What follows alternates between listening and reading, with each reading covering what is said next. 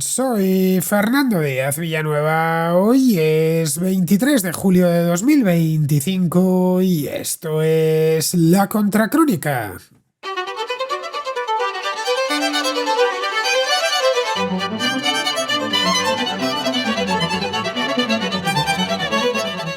La semana pasada Nvidia anunció la reanudación de las ventas de su tarjeta de inteligencia artificial H20 a China tras obtener la autorización del gobierno estadounidense. Este chip, diseñado específicamente para el mercado chino porque cumplía, en aquel entonces, con las restricciones de exportación que había impuesto Joe Biden, es fundamental para tareas de inferencia de inteligencia artificial, aunque eso sí, es más barato y menos potente que otros chips de la misma compañía como el H100. La decisión llega después de que el gobierno de Trump bloqueara las exportaciones del H20 en el mes de abril como parte de su ofensiva arancelaria. Pero tras las presiones del director general de Nvidia, Jensen Huang, se ha levantado la prohibición. Los analistas creen que esto forma parte de una tregua comercial no declarada entre Estados Unidos y China. Una tregua que incluye permitir la venta de semiconductores avanzados a China a cambio de exportaciones de tierras raras, esenciales para el sector tecnológico estadounidense. Esta medida tiene implicaciones importantes. Para China, el acceso al H20 fortalece su industria de inteligencia artificial, especialmente en inferencia, que ahora requiere más potencia de cálculo que el entrenamiento de modelos.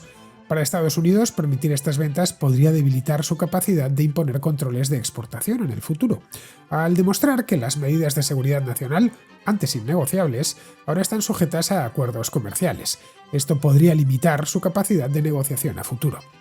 El H20, aunque inferior al H100 en entrenamiento, es un 20% más rápido en inferencia, lo que lo hace especialmente valioso para modelos como el O3 de OpenAI o el R1 de DeepSeek.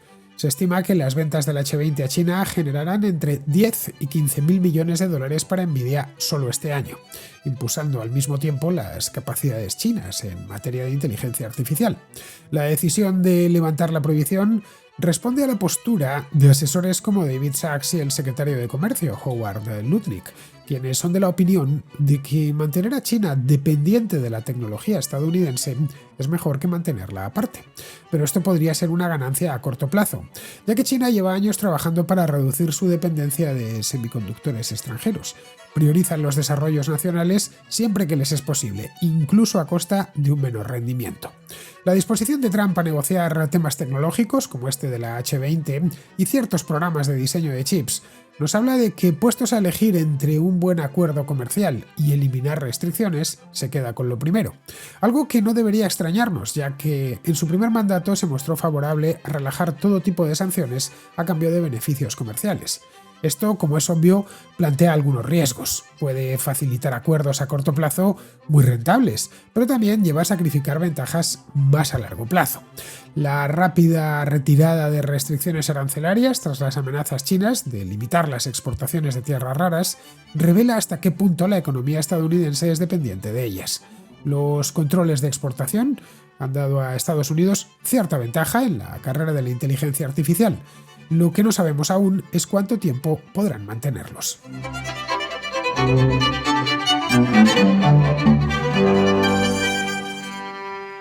La semana pasada el diseñador de chips Nvidia, digo diseñador y no fabricante porque es que los chips que hace, las GPUs tan valiosas y tan caras que hacen, no los fabrica Nvidia, aunque ponga Nvidia encima.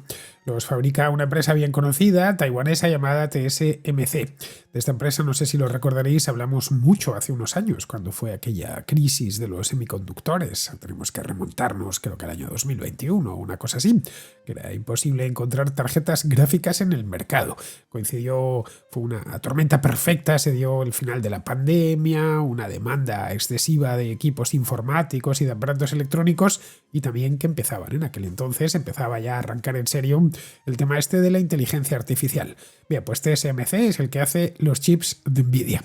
Bien, pues lo que anunció Nvidia fue que reanudaría las ventas de uno de sus chips de inteligencia artificial más vendidos a China, tras obtener la autorización del gobierno estadounidense. En el mes de abril, a principios de abril de este mismo año, el gobierno de Trump, dentro de su ofensiva arancelaria, Una de las cosas que hizo fue prohibir, vamos, las exportaciones de chips de inteligencia artificial. Algunos ya no se podían exportar, otros tenían restricciones y uno en concreto que se había concebido para el mercado chino, que era el H20, también lo prohibió directamente. Pero después de varios meses de presión por parte del director general de Nvidia, que es este hombre llamado Jensen Huang, supimos hace unos días que el gobierno Trump había decidido levantar la prohibición. Los analistas creen que esta medida es parte de una tregua comercial no declarada formalmente, pero que ya está en marcha entre Estados Unidos y China. Esta tregua se sustanciaría en darse algo de tiempo para negociar y, entre tanto, tener gestos mutuos, permitir ciertas transacciones, como esta de los chips, de los H20, de chips de inteligencia artificial sofisticados, y que China, en contraprestación, permita exportar tierras raras a los Estados Unidos, porque después de esta última ofensiva arancelaria, una de las cosas que prohibió China o que restringió muchísimo fue la exportación de tierras raras a Estados Unidos. Son unas materias primas fundamentales para el sector tecnológico en general y para la fabricación de chips en particular. Cuando tenemos un teléfono móvil en la mano, no os podéis imaginar la cantidad de tierras raras que lleva eso, la cantidad y variedad de tierras raras que incorpora el maldito teléfono móvil. En Pekín y en Washington no han reconocido formalmente tregua alguna. Es decir, esto es una cosa de los analistas. Para los chinos, esto del H20 es una concesión unilateral que les hace de forma graciosa Estados Unidos porque sí, y para los estadounidenses lo de que las tierras raras se puedan exportar de nuevo, pues es lo mismo, es porque los chinos lo han pensado dos veces y han dicho pues casi mejor que vendérselas. Sea cual sea la verdadera secuencia de los acontecimientos, que la desconocemos, la medida en sí ya está tomada y tiene implicaciones reales, implicaciones serias, tanto para el futuro de la industria china de la inteligencia artificial, como para la capacidad del gobierno estadounidense de controlar y modular las ventas de tecnología punta a China de aquí en adelante. Justo en el momento en el que están apareciendo una serie de sistemas de racionamiento de inteligencia artificial, muy potentes, por cierto, el gobierno de Trump ha decidido que las empresas, concretamente Nvidia, que es la más importante de todas, aunque no la única, vende a China justo el tipo de chips que se necesita para que estos sistemas puedan funcionar. Y al vincular, al menos sobre el papel, las ventas de semiconductores a las negociaciones comerciales, negociaciones en las que, por cierto, Estados Unidos está mostrando cierta desesperación por alcanzar un acuerdo, el gobierno estadounidense lo que revela, se lo revela esencialmente a sus homólogos chinos, es que las políticas de seguridad nacional, esas medidas completamente intocables, auténticas líneas rojas, están ahora sujetas a negociación. Al hacerlo, podrían estar restringiendo su radio de acción, es decir, limitando de manera evidente su capacidad de imponer nuevos controles a la exportación de semiconductores, concretamente estos, de estas GPUs, de aquí en adelante. El Nvidia H20 es los que sepáis de esto, pues ya le conoceréis, porque es un chip del que se ha hablado mucho. Es un chip de inteligencia artificial, un semiconductor, una tarjeta, una GPU, que Nvidia, como os decía antes, ha desarrollado de forma específica, desarrolló en su momento, tampoco hace mucho tiempo, en inteligencia artificial todo es muy reciente, la desarrolló para el mercado chino. Tampoco es una tarjeta especialmente cara. A ver, es cara si la queremos instalar en nuestro ordenador de casa, pero para los precios que se manejan en este negocio. Si la comparamos sobre todo con otros modelos. Un H20, por ejemplo, pues cuesta entre 12 y 15 mil dólares la unidad. Por eso os digo que, por mucho que nos gusten los videojuegos, sigue siendo un auténtico dineral. El H100, para que nos hagamos una idea, sale por unos 30 mil dólares. Y si lo queremos supervitaminado, puede llegar a los 40 o los 45 mil dólares. Fue anunciada esta tarjeta, la H20, hace ya algo de tiempo, hace más de un año, a finales de 2023. Pero no se empezó a vender hasta mediados del año pasado, creo que fue hasta el mes de mayo, el mes de junio del año pasado.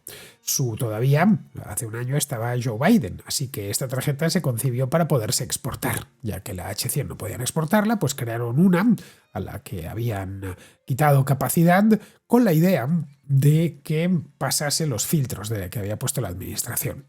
En 2024 no se sabía realmente por estas fechas quién de los candidatos iba a ganar las elecciones. Bueno, a estas alturas ya sabíamos que Biden se había retirado, se estaba retirando en este momento, o sea, hace justo un año se había producido el atentado contra Trump, aquel de Pensilvania, pero el asunto estaba que no se sabía muy bien. Es decir, Nvidia tenía motivos para ser optimista, ya que había unas posibilidades ciertas de que ganase las elecciones Kamala Harris, sobre todo si mirabas las encuestas en aquel momento. Bueno, Kamala Harris todavía no era candidata oficial, pero se contemplaba la posibilidad, era 50-50, 50-50, la posibilidad de que gobernase cualquiera de los dos. Si gobernaba Trump, sabían que iban a tener algún que otro problema.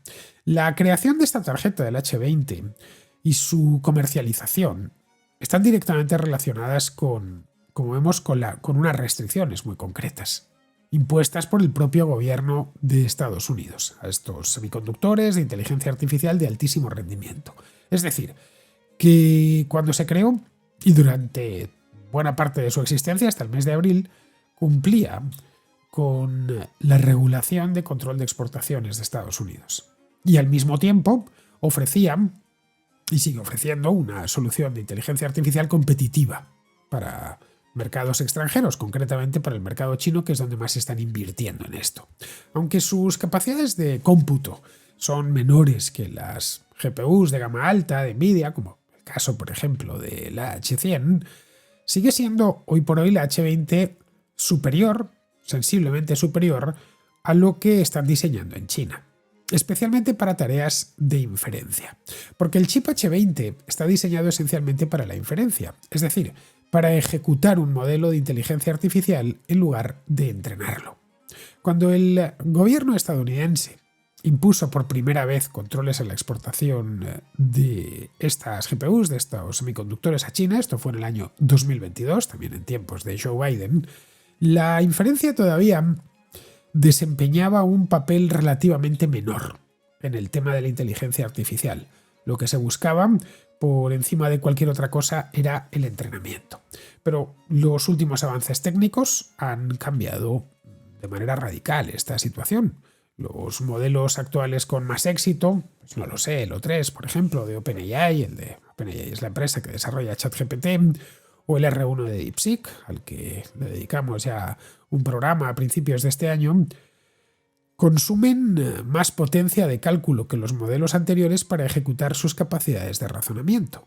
El O3, de hecho, se presentó, es muy reciente, se presentó hace solo unos meses, no sé si a finales del año pasado o a principios de este, con la idea de suceder al O1. Se han saltado el O2 para evitar meterse en problemas de marca con Telefónica de España, vamos, que es la propietaria de O2, una operadora de telefonía móvil con una presencia muy fuerte en mercados como el británico, como el alemán, también el español, donde tiene una operadora virtual. Pero volviendo con este tema de la inteligencia artificial, este cambio ha convertido, como vemos, esto de la inferencia en un elemento central de la carrera de la inteligencia artificial. Para el año próximo, para el año 2026, los analistas esperan, o estiman, mejor dicho, que las cargas de trabajo de inferencia requerirán casi 5 veces más potencia de procesamiento que el entrenamiento. Así que aquí la H20 viene que ni pintada. Es cierto que es menos eficaz para el entrenamiento que otras tarjetas como la H100, cuya, como os decía, cuya exportación a China está prohibida todavía, pero es un 20% más rápida en inferencia. Los analistas lo que prevén es que se van a vender como rosquillas en China, donde se están dedicando grandes cantidades de dinero, recursos humanos, para convertirse en el país de referencia en la inteligencia artificial. De hecho, para Nvidia puede ser uno de sus grandes negocios. Estos mismos analistas prevén que la venta de estos semiconductores a empresas chinas llevará las ventas de Nvidia o reportará a Nvidia unas ventas de entre 10 y 15 mil millones de dólares solo este año. Y no olvidéis que estamos en el mes de julio, es decir, estaríamos hablando de las ventas en unos 5 meses aproximadamente. Pero claro, eso tendría una consecuencia directa, y es que mejoraría de manera considerable la capacidad china respecto a para desarrollar sistemas de inteligencia artificial avanzados de vanguardia que luego podrían ir implementando a gran escala.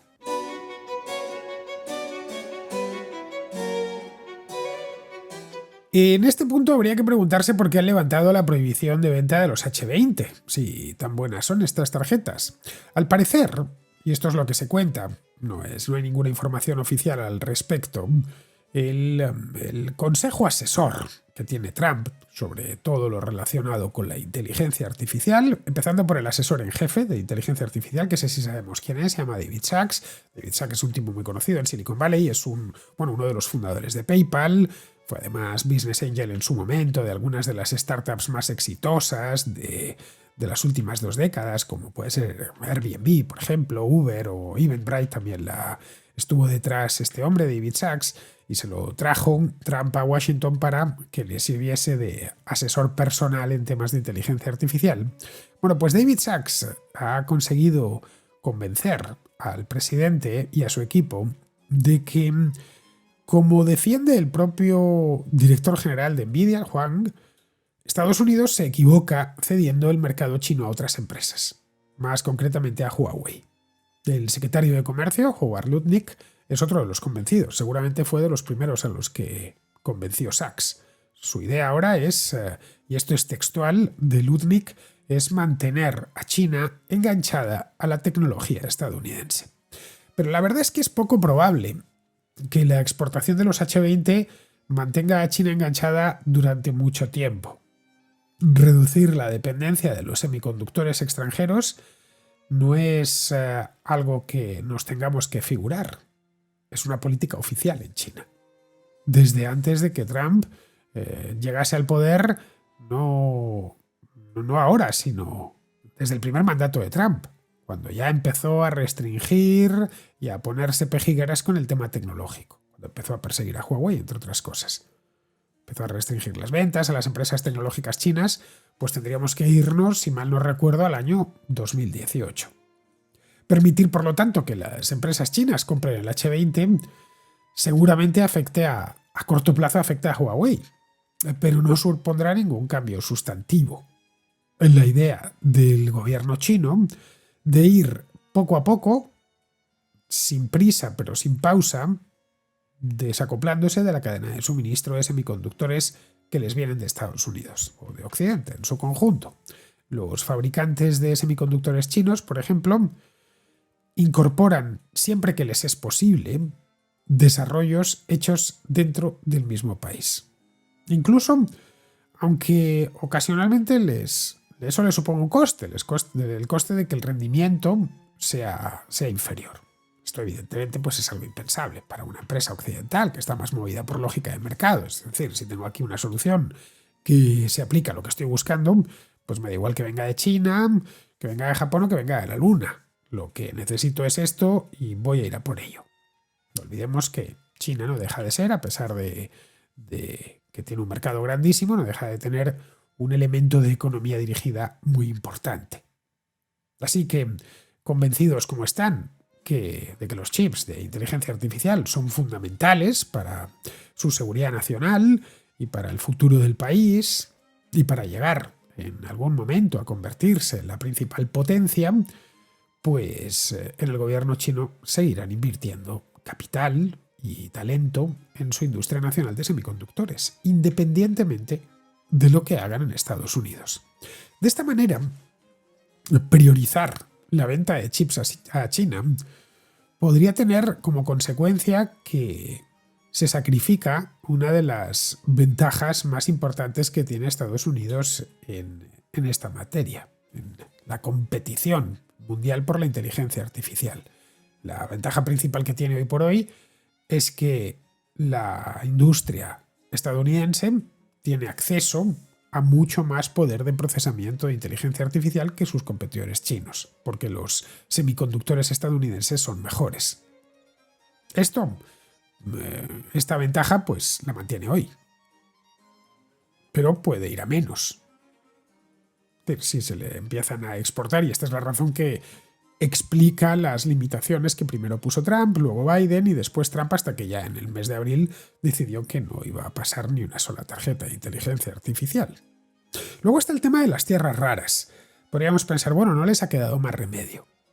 Tanto Lutnick como el secretario del Tesoro, Scott Bessent, han asociado el levantamiento de los permisos de exportación de estas H20, a que a cambio van a poder importar tierras raras. Luego, en principio así, visto desde fuera, todo parece que formaría parte de un marco mucho más amplio, en el que no solo está la inteligencia artificial, sino otro tipo de productos. Pero esto en Pekín lo niegan. Y aseguran que la medida ha sido una concesión unilateral. Es decir, que no está enlazada una cosa con la otra. Sea cual sea la verdadera historia del H20, el gobierno Trump, y esto ya es indiscutible, ha puesto la tecnología punta, y la H20 no deja de ser tecnología punta, sobre la mesa de negociación.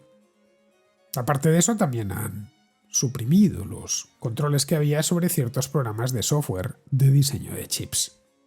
El cambio, al parecer, se debe en buena medida, al margen de las operaciones que haya hecho Sachs y los oficios suyos en el despacho Oval. Esto se debe en buena medida a la afición que el gobierno Trump tiene por juntar distintos temas. Esa es la verdad.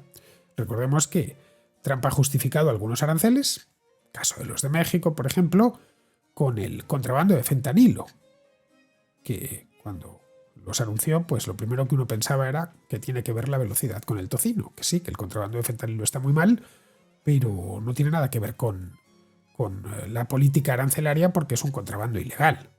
O en el caso de Brasil, por ejemplo, esto lo pudimos ver este mismo mes, los ha justificado en parte por el procesamiento y los problemas legales que tiene el expresidente Jair Bolsonaro.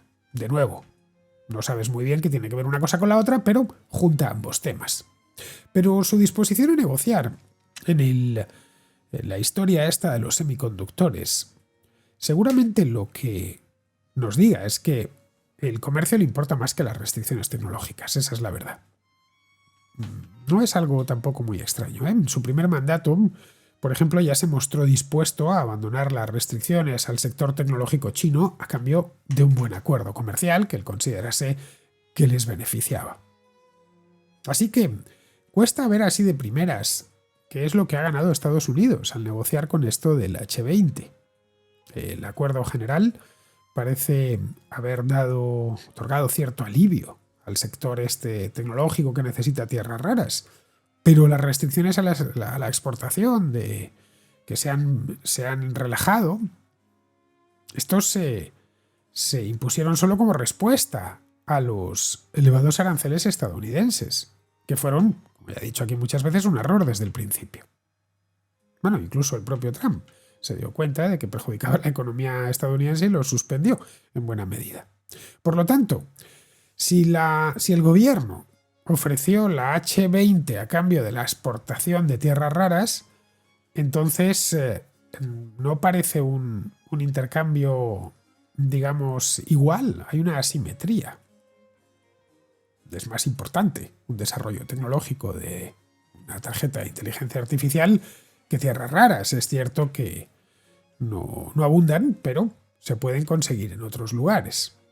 Si la reanudación de estas exportaciones, del H20 concretamente, fue una decisión unilateral, Trump la entregó entonces a cambio de nada. Si, como dicen los chinos, esto fue porque sí, porque lo han decidido, incluso si Sachs tiene razón, cuando dice que vale la pena acelerar el progreso de la inteligencia artificial en China para mantener al país enganchado a la tecnología estadounidense, y el afán de China por comprar los chips estadounidenses implica o invita a pensar que la Casa Blanca podría haber pedido mucho más a cambio. Si tan necesitados están, ¿por qué no le pidieron más? Porque se conformaron solo con esto de las tierras raras. Pero bueno, dejando a un lado las tácticas, la disposición del gobierno a negociar sobre seguridad nacional lo que revela es un problema aún mayor. Enlazar temas que de otro modo no estarían relacionados en las negociaciones es indiscutible que puede ayudar a llegar a acuerdos. Si un país quiere reducir las barreras comerciales, por ejemplo, y otro quiere aprobación para la venta de armas, pues conectar ambas cosas puede facilitar el acuerdo. Pero enlazar estos temas conlleva riesgos. Si una de las partes calcula mal la importancia relativa de los temas en cuestión, podría sacrificar una ventaja grande a largo plazo por un beneficio pequeño a corto plazo. Que a veces ese beneficio pequeño se traduce exclusivamente en titulares de prensa y poco más. Esto se ve muy bien en áreas como la competencia tecnológica entre Estados Unidos y China.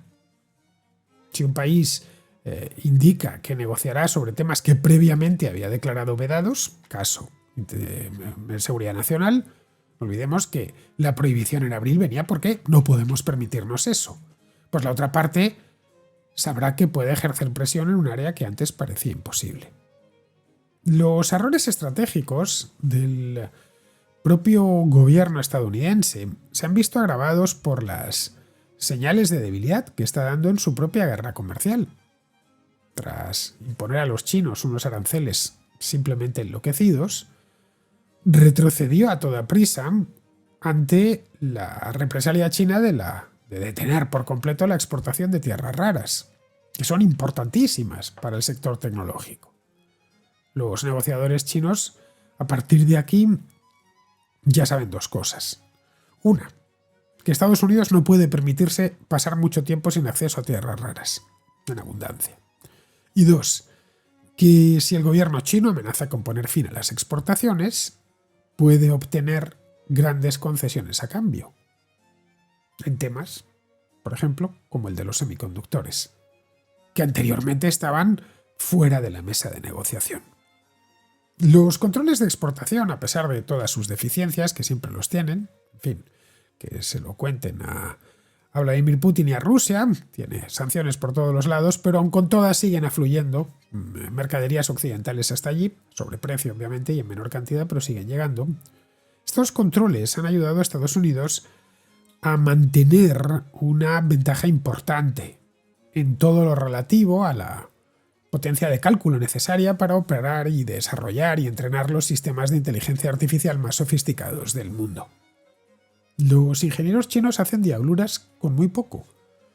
Recordemos que el DeepSeek se entrenó con chips H800 y A100, que tienen un rendimiento inferior al H20, tanto para entrenamiento como para inferencia.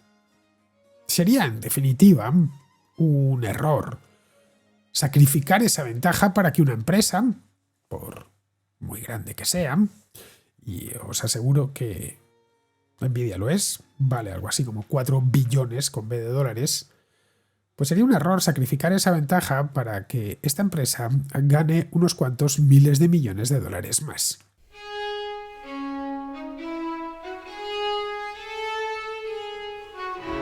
Vamos con la contrarréplica, empezamos con María, que es una contraescucha de Luxemburgo, bueno, exactamente es de Almería, pero vive en Luxemburgo, que nos habla del tema este de la fuga de las grandes fortunas del Reino Unido y si sería posible que se estableciesen en este pequeño ducado del centro de Europa. Muy buena, Fernando. Quería empezar agradeciéndote por tu excelente trabajo. Siempre es un gusto escuchar todos tus análisis. Llevo años siguiendo tus podcasts y esta mañana, al escuchar tu episodio sobre la fuga de los súper ricos del Reino Unido, me surgieron algunas cuestiones que me gustaría compartir contigo y los demás contraescuchas. Como ya te comenté, yo soy de Almería, pero hace unos meses me mudé a Luxemburgo por temas de trabajo. Y he de decir que este país, que a pesar de ser muy pequeño, me parece totalmente fascinante. Y como bien sabes, es una de las sedes de la Comisión Europea, del Parlamento Europeo y además alberga el Tribunal Superior de Justicia de la Unión Europea. Aquí también se encuentran entidades tan importantes como el Banco Europeo de Inversiones, más de 125 bancos internacionales y una infinidad de fondos de inversión.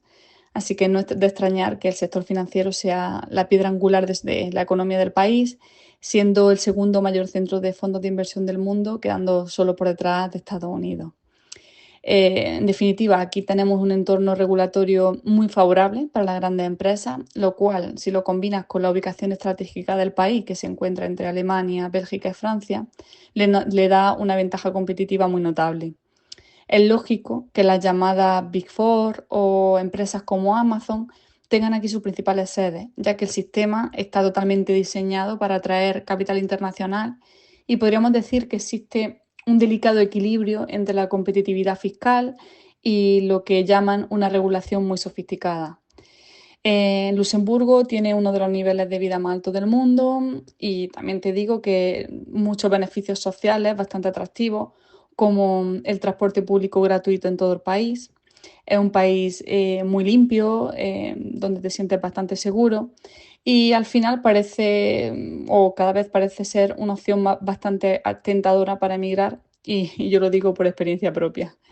Ahora bien, con menos de 700.000 habitantes, aproximadamente el 47% de los residentes somos de nacionalidad extranjera y cerca del 47% de los trabajadores son los llamados frontaliers, que son personas que cruzan la frontera cada día y vuelven a sus países tras la jornada laboral. Tengamos en cuenta que la superficie de Luxemburgo está en torno a los 2.600 kilómetros cuadrados. Es más pequeña que la mitad de la Comunidad de Madrid, así que en una hora puedes cruzarlo de norte a sur y en 45 minutos de este a oeste, para que os hagáis una idea. Entonces, bueno, llegado a este punto, yo quería preguntarte, ¿podría ser Luxemburgo una alternativa para estos súper ricos que huyen del Reino Unido? Y si es realmente tan interesante este país desde el punto de vista fiscal como parece, o crees que es sostenible a largo plazo este sistema. Me encantaría saber tu opinión al respecto y, si es posible, que nos ofrezcas más información en tu programa.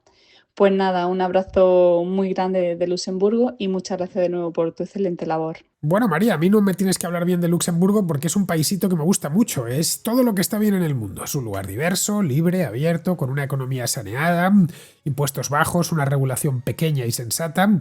Tiene también tranvías y bicicletas, los habrás visto. No tantas como en Holanda, pero también tiene bicicletas. También es verdad que es más montañoso que Holanda. Pero en este aspecto es como Zúrich. Todo lo bueno, ya sabes, suele venir junto. Respecto a lo que me preguntas, a ver, Luxemburgo sí podría ser una alternativa para quienes estaban con el régimen fiscal este de los no domiciliados de Inglaterra, pero no es un reemplazo. El régimen de no domiciliados en el Reino Unido era muy particular, ofrecía unas ventajas fiscales muy específicas, las explicaba ayer, como la tributación solo sobre los ingresos generados en el país, que el Luxemburgo no replica esa misma condición. Lo que Luxemburgo sí tiene, ya lo has explicado tú, es un entorno fiscal muy atractivo. Impuestos de sociedades bajos, incentivos para la inversión extranjera, tratados de doble imposición con muchos países, lo que, bueno, lo hace interesante para residentes con patrimonios elevados. Esa es la razón por la que hay tanta gente de fuera con tanto dinero en Luxemburgo. El problema para esta gente, para los non-doms, es que Luxemburgo aplica impuestos sobre los ingresos generados en el extranjero de sus residentes. Dependiendo del ingreso que tengan, puede llegar este impuesto a ser alto, ¿eh? También exige residencia fiscal efectiva, lo que implica pasar al menos 6 meses al año allí. Para los no domiciliados que buscaban pagar los menos impuestos posibles sin tener que estar allí los 181 días, pues esto podría ser un problema frente a Inglaterra. Otras jurisdicciones como Portugal, que tiene un sistema de residente no habitual, Malta también lo tiene, no son exactamente lo mismo, pero más parecidos, podrían competir de forma más directa. Bueno, el caso de Italia, que comentaba ayer. En Italia han aprobado un sistema muy interesante para esta gente. Pagan, creo que son 100.000 euros al año por todos los ingresos que obtengan fuera del país, sin importar los que sean. Si ganan 1.000.000, pagan 100.000 euros. Si ganan 1.000 millones, pagan 100.000 euros. Y además les eximen de varios impuestos que a esta gente les importan mucho porque tienen mucho dinero, el impuesto de sucesiones o el de donaciones en el extranjero. Los bienes que tienen fuera es que no tienen ni siquiera que declararlos a la Agencia del Entrate, que es como la agencia tributaria italiana. A cambio, pues obviamente tienen que residir en el país y luego por cada miembro de la familia que quieran sumar, esto vale para uno. A partir de ahí quiero meter a mi esposa y quiero meter a mis hijos, tienen que pagar una cantidad adicional. Pero vamos, si tienes un patrimonio muy elevado y eres un non-dom, en una palabra, de esos que viven en Kensington y que se mueven en un Maybach, de esos de los que hablaba ayer, pues evidentemente, si te piden 25.000 euros por tu hijo, pues para ti eso es calderilla. Luego el caso italiano además tiene otra ventaja obvia. Y es que, a ver, es más estimulante para un millonario vivir en Milán o en Roma que hacerlo en Luxemburgo, que la conoces bien, vives allí, no deja de ser una ciudad pequeña. Yo creo que no llega a los 150.000 habitantes y, a ver, algo aburrida. Así que Si dejan Londres, pues entiendo que les interesará más vivir en Milán que en un lugar tan pequeñito y con un tiempo atmosférico que no es muy allá. Aunque en ese aspecto sí, Luxemburgo se parece más el clima al que tiene Londres. Bien, vamos a seguir con Ricardo, que es de Las Palmas, que nos habla de las medidas del plan de Sánchez contra la corrupción que presentó hace solo unos días. A mí me hizo mucha gracia, me impactó, me sorprendió bastante cuando lo leí, todas esas medidas que proponía al respecto del control de las empresas que trabajan para la administración pública, de todos los contratos y demás. Me sorprendió porque yo trabajé en ese tiempo en un proyecto de administración pública que era el de FASE, donde los proveedores de la administración pública, aquellos que tienen contratos para la administración pública, tenían que presentar su factura. ¿Vale? Y también monté otro clúster de base de datos para el proyecto de transparencia. Me parece muy curioso parte de esas medidas porque cualquier licitación, cualquier contrato, cualquier documento al respecto, todo se informatiza y todo se lleva adecuadamente a sus servidores. Casualmente, los que más invierten en esto y más infraestructura y recursos tienen, quitando el Ministerio de Defensa y todo lo que tenga que ver con defensa, es Hacienda y también Seguridad Social. ¿A qué voy con esto? Que todas esas medidas son humo, no tienen razón de ser, no tiene lógica. Porque todos estos documentos, todas estas opciones que presenta cada empresa cuando se presenta un contrato, todo se informatiza y todo está a la vista para ellos internamente, ¿vale? Esto lleva una serie de gestores documentales. Otra cosa es si son buenos o malos, si están bien gestionados o mal gestionados. Eso es otra cosa que sería para saber exactamente y tener más detalles al respecto de ello. Pero todos estos gestores documentales te permiten saber en todo momento la documentación que hay y está todo bien perfectamente clasificado y demás. Así que cuando alguien presenta una solicitud para un contrato que se saca a nivel público, pues la empresa llega, lo presenta, se presenta electrónicamente, se presenta su memoria y todo tiene que quedar registrado ahí. ¿Qué es lo que se puede hacer? Que parece que es lo que no tienen ellos. O obvian decir que lo tienen, o a lo mejor es algo que no está suficientemente avanzado. Pues tú puedes tener un software perfectamente que haga un análisis para cada opción de las mejores opciones y aquellas que cumplan de mejor manera los puntos que cada convocatoria para cada contrato público se especifica. Y de esas opciones, el programa, el software, puede decidir cuáles son las mejores, ¿de acuerdo? En función a los distintos parámetros de cada contrato. ¿Ok? Entonces ahora vamos a la parte de la IA. Ojo, esto se puede hacer sin necesidad de desarrollar ninguna IA. Hay software de Business Intelligence que permite tomar esas decisiones. Hay software de análisis de datos que permiten obtener dar esas opciones y decisiones, puntuar en función a cada una de las opciones que hay, cada uno de los supuestos de la contratación a la que se desea aspirar, evaluarlos y dar un ranking. ¿De acuerdo? En función al presupuesto, en función a la opción económica, en función a todos los parámetros. ¿Se puede desarrollar una IA para eso? Pues claro, pero muy probablemente sea un desperdicio de dinero. O voy más allá. Al fin y al cabo, la IA siempre va a depender del entrenamiento que se le haga y el tiempo que se requiera en desarrollarla. Entonces, si tú a esa IA le dedicas un entrenamiento que vaya, vete tú a saber cuál es, pues vamos a obtener lo que salga. ¿De acuerdo? Otra cosa que me gustaría añadir es que todo este tipo de software para analizar esa información, un gestor documental o el gestor documental donde se encuentra, permite saber quién, dónde, cómo y cuándo accedió a algo en cada momento, con lo cual se puede saber, se puede trazar en todo momento quiénes fueron las personas que accedieron a esos documentos en tiempo y forma. Incluso se establecen permisos para quién puede imprimir o quién no puede imprimir. Puedes establecer hasta permisos de dónde quieres que se imprima ese software, ese documento. Ese documento a lo mejor solo se puede imprimir desde una impresora o solo puede ir directamente a tal sitio para crear la memoria y presentarla, pues se tiene que presentar en papel en algún lado para hacer público esos contratos, ¿vale? Entonces, no tiene mucho sentido nada de lo que ha dicho.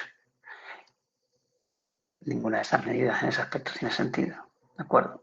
Si lo que quieren es destinar un dinero a desarrollar un software de IA que vayamos a ver cómo, pues ahí estamos, ¿vale? Pero yo que trabajé ahí en fase, pues bueno, también podría decir cómo se hacen muchas de esas cosas. Y vamos a ser claros, hay un problema que son las administraciones locales. Solo voy a decir que en fase, por ejemplo, muchas administraciones locales no tenían un enganche a la aplicación, no tenían su propia versión de la aplicación, su propia API o su propio cliente. Así que se subían esa información en ficheros Excel a las 6 de la tarde todos los días. Se cargaban todo. Entonces, esa es la otra parte. ¿Qué van a hacer? Van a desarrollar un software que tengan que implementar todas las administraciones, incluso las administraciones locales. Le van a dar la oportunidad a las administraciones locales de engancharse al software o de hacer uso de ese software. Aquellos que quieran presentarse un concurso de un ayuntamiento, ¿cómo lo harán? Personándose en el ayuntamiento presentando su memoria y que el ayuntamiento tenga que coger esa memoria, digitalizarla, rellenarla y subirla a una aplicación central. Son muchas cosas que parece que nadie tiene en cuenta porque nadie las ve. Pues sí, Ricardo, por supuesto que todas las medidas que ha presentado Sánchez son humo, puro humo. El tema es que en aquel momento estaba muy apurado. En el momento en el que las presentó y necesitaba dar algo a sus medios y a sus socios, que llevaban días desesperados pidiéndole que hiciese algo rápido. Salió entonces con estos 15 puntos contra la corrupción, que bien podrían haber sido 10, 20, 30, 257 o 4. El número daba igual. Se trataba de dar un titular al país y una buena noticia a Televisión Española para que abriese el telediario de esa noche con ella, y una coartada a sus socios, especialmente a los de Sumar, para que le sigan apoyando y que ellos a su vez pues puedan seguir en el gobierno. Respecto a lo de la inteligencia artificial en la administración, a ver, a mí esto me suena a cancamusa, de verdad te lo digo, es algo a lo que se han agarrado ahora como hace unos años estaban con lo de la digitalización de la administración, no sé si lo recordarás. La digitalización se ha traducido en que necesitas una cita previa hasta para empadronarte. Lo digo de verdad, porque yo me tuve que empadronar en mi nueva casa de Madrid hace un par de años y tuve que pedir cita previa. Y bueno, eso sí, la pedí por internet, no tuve que llevar un teléfono.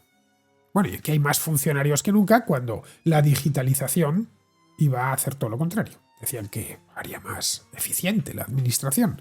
Así que esto de la inteligencia artificial pues es la enésima modernidad a la que se agarran para decirnos que ahora sí, que ahora se van a modernizar. Y no lo harán, porque la administración emplea a muchísima gente y quiere seguir haciéndolo, así que no habrá inteligencia artificial ni nada que se le parezca. Lo que sí harán es gastarse dinero en consultorías y en desarrollos de inteligencia artificial con empresas amigas. Vamos, que esto de la inteligencia artificial lo que les está dando es una inmejorable excusa de gasto. Bien, vamos ahora con Francisco, que responde a mi llamado de ayer en un vídeo que subí a mi canal de YouTube, en el que preguntaba por qué navegamos cada vez menos en la web. Hola Fernando, he visto tu invitación sobre por qué se busca menos en Internet y por supuesto sería para mí un honor. Además, has tocado muchos temas interesantes, como por ejemplo la aptitis, que es el hecho de que se construyen muchas aplicaciones para cosas que por cierto se podía hacer en la página web.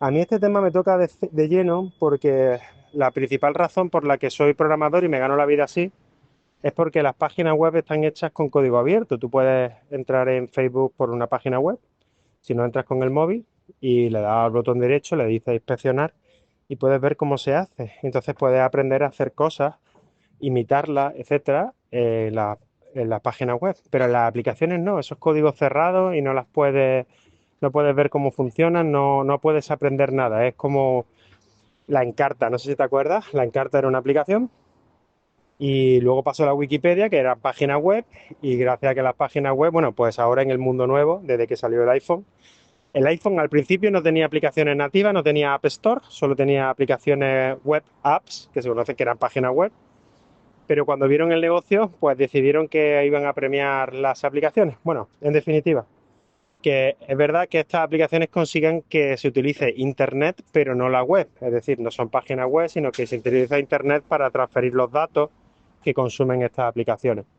También me gustaría que en el programa habláramos de una cosa interesantísima que dijiste en el vídeo de Javier Rubio Doncé sobre los podcasts, sobre el cambio del algoritmo. Y es que dijiste una cosa muy interesante sobre que están haciendo vídeos con inteligencia artificial que no son muy buenos, pero que hacen el trabajo, ¿no? Pues te cuentan una cosa fantasiosa y la realidad. Bueno, pues este tema me parece muy interesante y está relacionado con este tema también, porque la inteligencia artificial está haciendo en algunos aspectos es bastante regresiva.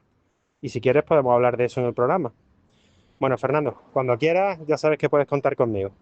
Un saludo desde Batume a todos los contraescuchas y un abrazo, Fernando. Pues nada, Francisco, te tomo la palabra. La semana que viene hacemos ese programa sobre inteligencia artificial y navegación web, o mejor dicho, sobre el impacto de la inteligencia artificial y de otras cosas, como explicaba en aquel vídeo, el impacto que está teniendo. Os dejo el vídeo enlazado en la descripción del programa por si lo queréis ver, el impacto que está teniendo esto sobre lo que entendemos como Internet tradicional. Así que ya tú y yo en privado le ponemos un día para la semana próxima, porque estamos ya pues a miércoles, nos queda poquita, nos queda solo una contracrónica, y la semana que viene, ya veraniega, completamente veraniega, lo hacemos. Muy bien, nosotros vamos a ir terminando, vamos con Pizarro, que nos habla de estos millonarios que viven en Inglaterra y que les va a tocar o pagar o irse. Los impuestos son obtenidos con coerción y se emplean con criterios políticos, es decir, para satisfacer intereses particulares. Si el Estado no puede expropiar la mayoría de tus propiedades ni retirarte el pasaporte, su capacidad coercitiva se queda en casi nada. El Estado es un león acostumbrado a comer corderos con la pata atada a un palo. Y cuando estos están esqueléticos, fija su mirada en las lozanas gacelas de la sabana. Un cordial saludo de Pizarro. Y hasta aquí, queridos amigos, llega el programa de hoy, la contracrónica de hoy, 23, mañana 24. Y por supuesto estaré aquí de vuelta. Hasta mañana.